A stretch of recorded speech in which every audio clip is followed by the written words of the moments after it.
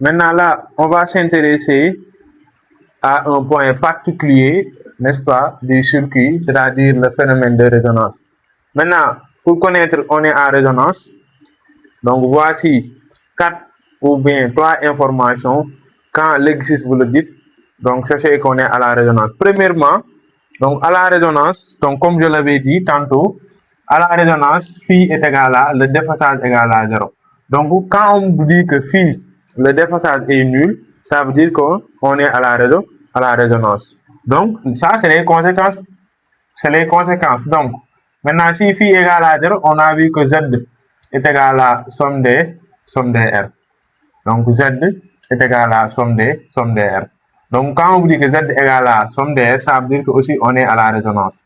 Autre chose aussi, à la résonance, on a dit que L oméga égale 1 sur C oméga. Ça veut dire quoi? LC oméga carré égale à 1. Donc formule yi yëpp à la résonance rek ngeen ko mën a appliquer. Maanaam bu dee nekk ñu à la résonance, vous n'avez pas le droit d'appliquer ces formules. Mais quand on est à la résonance, donc vous pouvez appliquer ces formules. À la résonance aussi, on sait que donc l'intensité efficace égale I0 égale à U sur R. Donc voici les propriétés, on peut dire. Donc, quand on vous dit ça dans un exercice, sachez qu'on est à la résonance. À la résonance, le déphasage est nul. À la résonance, Z impédance égale somme des R. À la résonance, LC oméga carré égale à 1. À la résonance, I0, l'intensité efficace égale I0 égale U sur R. Maintenant là, on va faire une exploitation. Là, on va vous donner un tableau de valeurs. Vous allez tracer l'intensité en fonction de la pulsation ou bien l'intensité en fonction de la fréquence. Moi, j'ai pris l'exemple de la pulsation. C'est bon. Donc là, soit l'examinateur vous donne un tableau de valeurs, soit moi, trace courbe. C'est bon. Maintenant, là, on va essayer de voir l'exploitation de la courbe. C'est bon. Premièrement, ce qu'il faut maîtriser ici, ce qu'il faut déterminer, c'est l'intensité efficace. Autrement dit, l'intensité efficace. Donc là, vous allez regarder donc la valeur maximale. Donc ce qui est comment dire, le tableau de valeur là, vous verrez une intensité donc l'intensité maximale ou bien l'intensité efficace, donc c'est I0. C'est bon. Donc quand on vous donne un tableau de valeur, donc vous allez voir l'intensité correspond à I0. C'est bon. Maintenant là, à part de là, vous pouvez projeter pour avoir ce qu'on appelle la pulsation propre. Donc là, on projette. Vous aurez ici oméga 0. Donc ici oméga 0, c'est la pulsation propre. C'est bon. Je précise, nous avons aussi un temps fréquence. Vous avez une fréquence N0. C'est bon. Donc ça, c'est la première chose. Donc ça, vous allez le déterminer graphiquement. Soit on vous donne la courbe, soit vous allez tracer. Vous allez la courbe, vous projectez sa valeur I0. I0 égale valeur B. C'est bon. Maintenant, tu projectes là, tu auras la pulsation propre. D'accord.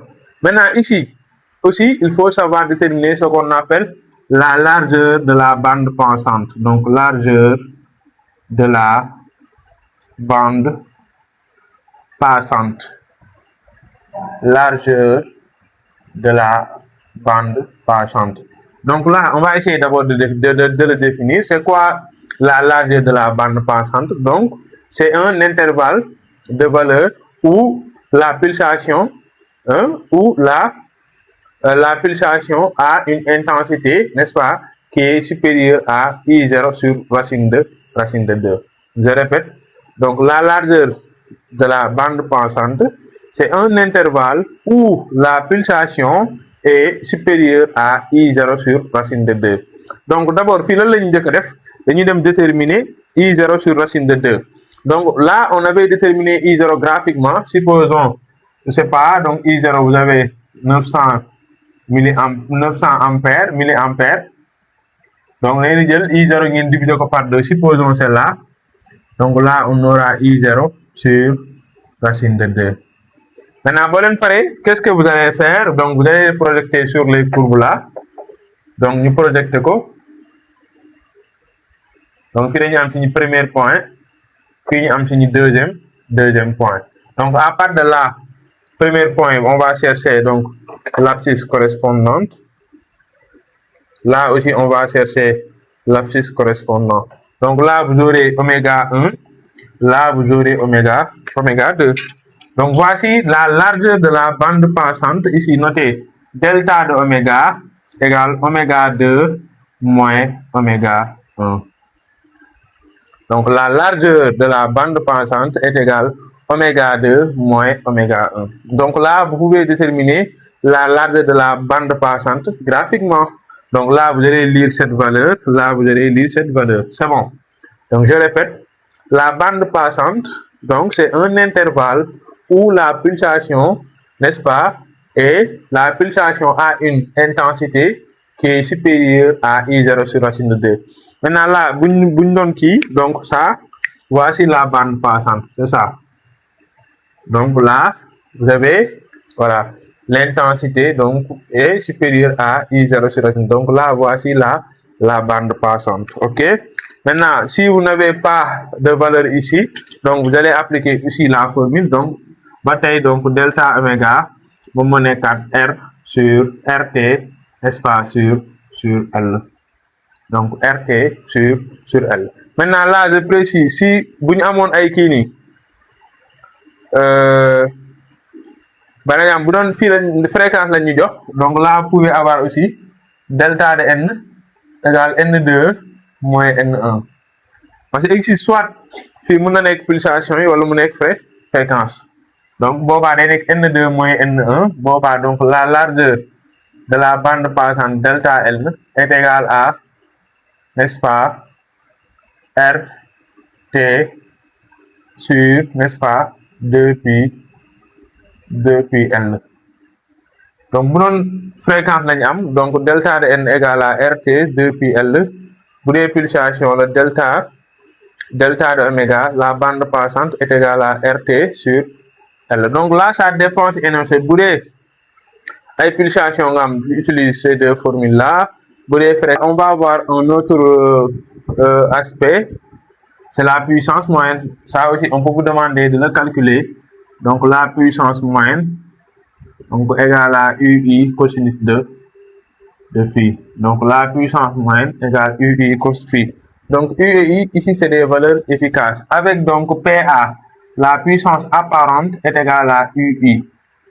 Donc puissance apparente égale UI, puissance moyenne égale à UI cosinus de phi. Donc ici, qu'appelle-t-on cos de phi? Donc cos de phi appelé facteur de puissance. Facteur de puissance. Donc ça veut dire quoi? Donc, dans un exercice, quand on vous demande de calculer le facteur de puissance, donc calculez directement cos de phi et vous allez avoir donc le facteur de puissance. Autre chose aussi qu'il faut noter, donc on est à la résonance. Donc à la résonance, la tension au bord du condensateur UC, n'est-ce pas, est égale à UL. Ça aussi, c'est important à savoir. Donc UC est égal à UL. Donc voilà, nous sommes à la fin de la leçon. Voilà donc un résumé de cours très intéressant. Donc avec le support de votre cours et ce résumé-là, je pense que vous avez tout, voilà, pour bien comprendre le circuit RLC. Donc prochainement, on va attaquer la partie lumière, c'est-à-dire à savoir les interférences, l'effet photoélectrique et le niveau d'énergie. Si on termine cette partie, après on attaque, n'est-ce pas, la partie mécanique pour vous rafraîchir un peu la mémoire. Donc on va voir la dynamique, on va faire là-bas 3 applications, on va voir aussi la gravitation universelle, mais aussi l'oscillation mécanique. Maintenant, si on termine ça, on va boucler avec la chimie, on va faire donc une synthèse aussi pour la chimie. Merci beaucoup, à la prochaine fois.